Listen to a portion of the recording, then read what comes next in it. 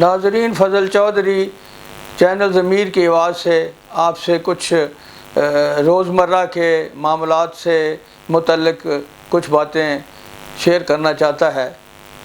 ہم جس معاشرے میں رہ رہے ہیں، ظاہر ہے اس میں غریب بھی ہیں، بیمار بھی ہیں، بے اولاد بھی ہیں، یتیم بھی ہیں، اور اسی طرح ہے۔ تو ہم جب ملتے ہیں تو ان چیزوں کا خیال نہیں رکھتے کہ جب مثلا یہ ہے ہم کسی غریب سے بات کرتے ہیں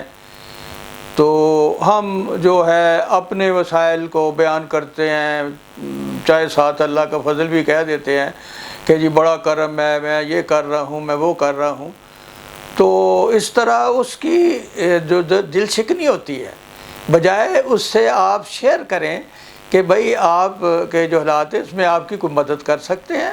آپ کو کاروبار کر سکتے ہیں، میں کیسے آپ کی معاونت کر سکتا ہوں،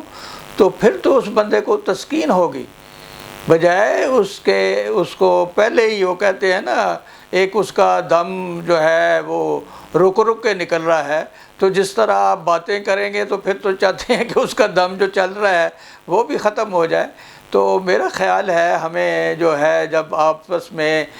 محلے میں، ادھر میں، دوستوں میں، یاروں میں جب دیکھیں کوئی کسی کی حالت ذرا ایسی ہے تو اس کیٹیگری میں ہے، تو ہمیں خیال کرنا چاہیے جذبات کا، اور اس طرح ان کو جو ہے اندر سے تکلیف نہیں پہنچانی چاہیے، بلکہ ان کو اگر ان کی کوئی مدد کر سکتے ہیں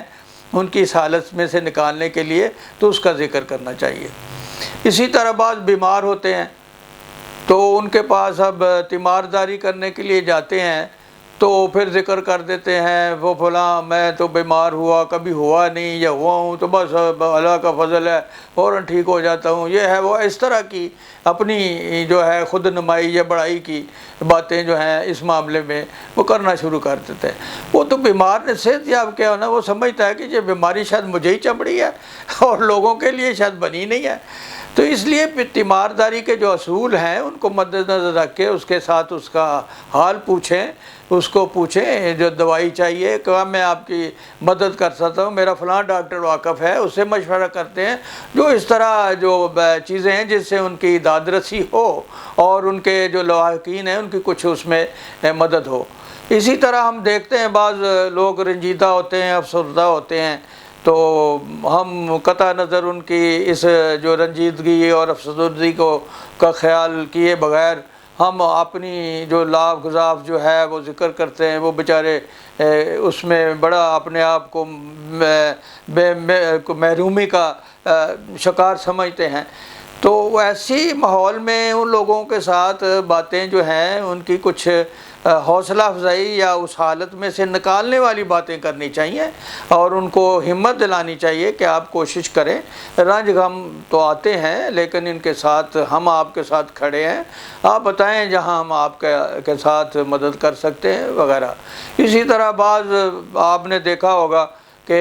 ایسے لوگ ہیں جن کو اللہ تعالیٰ نے اولاد سے نہیں نوازا، تو آپ ان کے پاس بیٹھے ہیں تو اپنی اولاد کی بڑائی چڑھائی کر رہے ہیں، ان کے بس بڑی یہ جی میرے تو 4 بچے ہیں، فلاں فلاں ہے، فلاں جگہ ہے، فلاں امریکہ ہے، میں فلاں ہے، میں فلاں جو بزنس کر رہا ہے، بڑا کام چل رہا ہے، یہ ہے وہ بیچارہ محروم ہے، اولاد نہیں ہے اس کی، اور آپ جو ہے اس کو بڑائی کر رہے ہیں۔ تو اس کو ٹھیک ہے، اس کے کچھ کمی ہے یا اس کو علاج کی ضرورت ہے، اگر آپ کو کچھ معلومات ہیں تو اس سے اس کی مدد کریں۔ میرا مطلب جہاں جو بھی جس حالات میں بندہ ہے اس کی مدد کرنے کی کوشش کریں، بجائے اس کے سامنے اپنے جو ہے خوبیاں اور بڑائیاں جو ہیں وہ جو ان کا بیان کرنا شروع کر دیں۔ اس طرح بعض اپنے معاشرے میں ایسے لوگ ہیں، یتیم بھی ہیں، جو بدقسمتی سے بچپن میں ان کے ماں باپ فوت ہو جاتے ہیں اور وہ اکیلے رہ جاتے ہیں، تو ظاہر ہے وہ عام لوگوں سے ذرا پیچھے ہو جاتے ہیں، تو وہ جب ملتے ہیں دوسرے جو خوشحال ہیں، جو ان کے ماں باپ ہیں،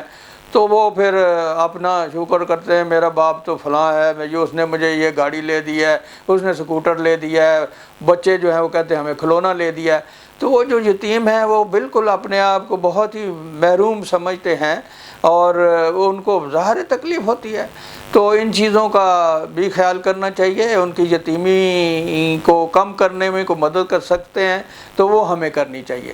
اسی طرح یہ اور بھی کچھ ہو سکتے ہیں اسباب جن میں ہمیں ان چیزوں کا خیال رکھنا چاہیے، اور یہ جو محلے داری ہے یا معاشرے میں جہاں ہم رہتے ہیں، یہ ایسی عام چیزیں ہیں جن میں ہم ان چیزوں کا خیال نہیں کرتے اور احتیاط نہیں کرتے، اور دوسرے لوگوں سے جس سے تکلیف پہنچتی ہے، اور پھر اس میں جو ہے آپس میں محبت بڑھنے کی بجائے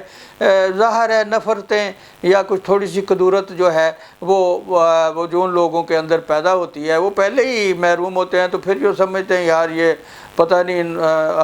وہ ان کو گلے شکوے آتے ہیں کہ اللہ نے ہم سے زیادتی کی ہے یا کیا ہے، وہ اس باتوں کی طرف چلے جاتے ہیں۔ تو ہمیں مل جل کے ان جو بھی جس حالت میں ہے اس کی مدد کرنی چاہیے بجائے اس کے کچھ کریں، اور یہ چیزیں کرنے اور ایسی چیزیں کرنے یہ بھی ایک صدقہ جاریہ ہے۔